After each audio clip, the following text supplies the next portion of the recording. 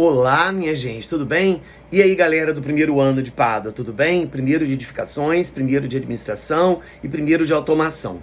Nessa nossa semana, nós falamos sobre a chamada expansão marítima e comercial. E mais detalhadamente, falamos sobre a expansão marítima portuguesa, né? E aí nós entendemos algumas questões que são importantes. A primeira delas, que a gente fala expansão marítima e comercial, foi uma expansão via Oceano Atlântico, por isso que ela é marítima. E é uma expansão comercial que, fundamentalmente, o que se queria ali? Queria-se chegar até as Índias para se obter as especiarias. Então, nesse sentido, era uma expansão comercial, né? E o primeiro país a ter partido para a expansão foi Portugal. Por que Portugal foi o primeiro país a ter partido para a expansão? Portugal foi o primeiro país a ter partido para a expansão porque Portugal foi o primeiro estado a se formar na Europa. Ou seja, ali no século XV, né? 14, na verdade, 1383, 1385, final do século XIV, caminhando para o século XV, Portugal já era um Estado nacional formado. Ou seja, tinha uma fronteira, uma bandeira, tinha uma moeda, uma língua única, um código de leis, um rei.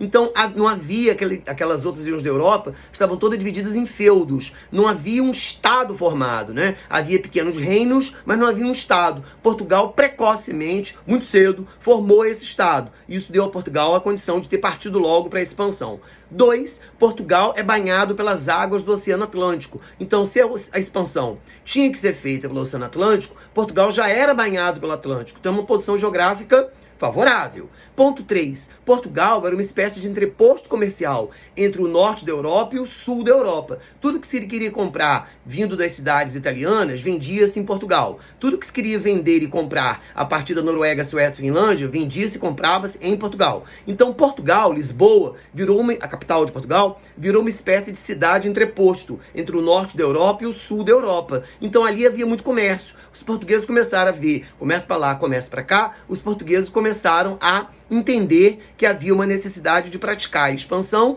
para poder eles mesmos controlarem esse comércio e não deixar esse comércio nas mãos dos outros, por assim dizer, beleza?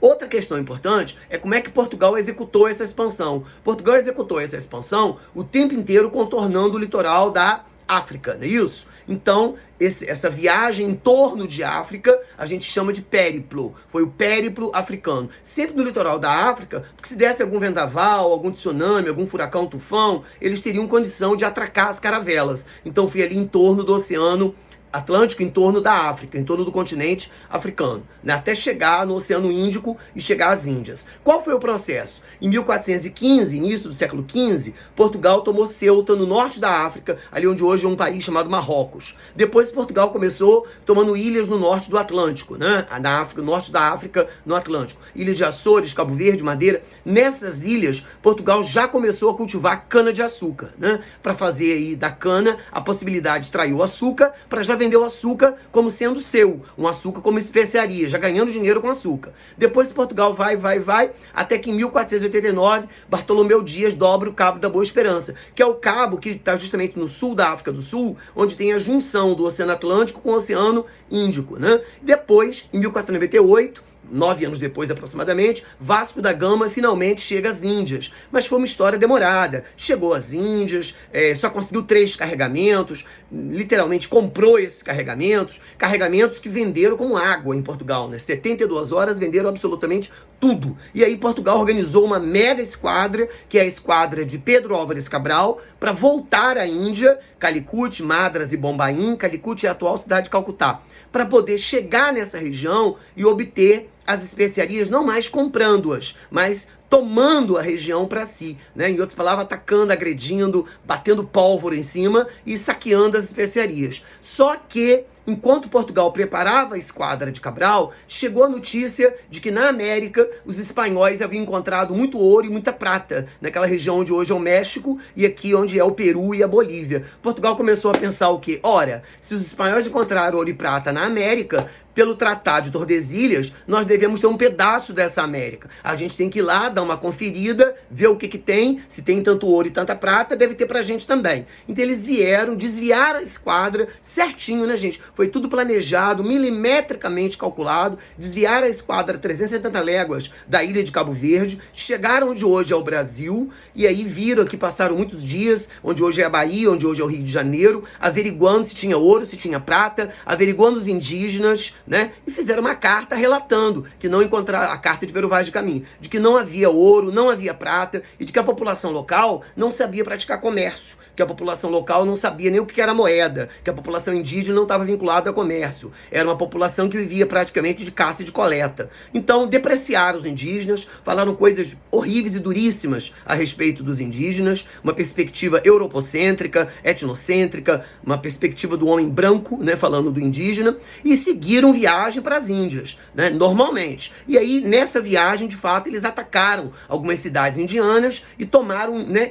dezenas de carregamentos de especiarias. E dessa maneira, Portugal se tornou a grande potência, né, na Europa no final do século XV e início do século XVI. Mas Portugal tornou-se uma grande potência, mas começa a ser seguido de perto por uma outra potência. Um país que se formou logo depois, que veio ser a Espanha. Só que a Espanha também foi atrás das especiarias. Só que a Espanha, ao invés de pegar a rota de Portugal, a Espanha foi na direção da América, acreditando que a Terra é redonda, eles foram para a América para ver se chegava na Ásia. Só que esbarraram na América, encontraram ouro e prata. Praticamente abdicaram da ideia das Índias e ficaram com a América, onde acharam uma coisa valiosa. Muitas coisas valiosas, dentre elas o ouro e a prata. E aí já é um outro papo. O que resta nós pensarmos agora é como que Portugal viu essa relação com o Brasil. Não tinha nada de imediato que interessasse. Beleza? Em 1500. Mas 30 anos depois, ali por volta de 1530, 1532, Portugal decide colonizar o Brasil 30 anos depois. Aí eu acho que é bacana a gente parar para pensar. Portugal demorou tanto, 30 anos parece quase nada, mas são mais de 3 décadas que Portugal deixa o Brasil para depois. Depois Portugal decide que tem que colonizar,